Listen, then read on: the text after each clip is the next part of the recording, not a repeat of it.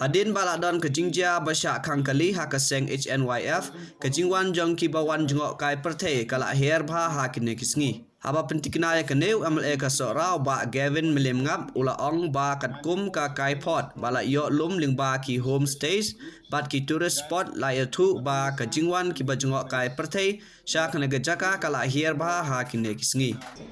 Yes, I've also given a statement last week or last 2 weeks back that we really condemn the action taken by the pressure group HNYF, where we could see that some of the tourist vehicles which were coming from Assam were being turned back to their home state.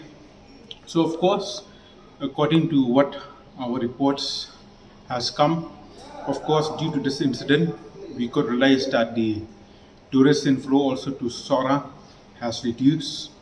But we could see that from the state government also, they've released a statement that they've condemned this incident.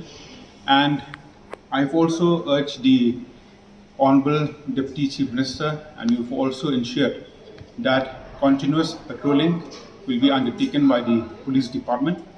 So from the side of the state, they're doing our best to ensure that the safety and security of the tourists coming to our Sohra area. Yeah, we could see that the tourism forum also headed by Alan West, the Rural Tourism Forum, they've also convened a meeting at Laikro on the following day, and they've also sent a strong message to these pressure groups that we could understand and we do realize that most of our people also in our Sohra area, of course, they earn their livelihood through tourism. They have homestays, they have tourist spots, and so on and so forth.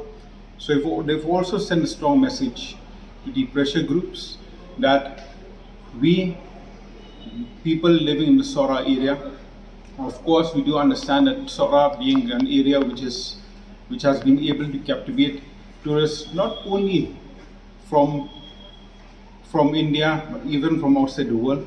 So we need to send a strong message that such actions taken by the HNYF needs to be condemned.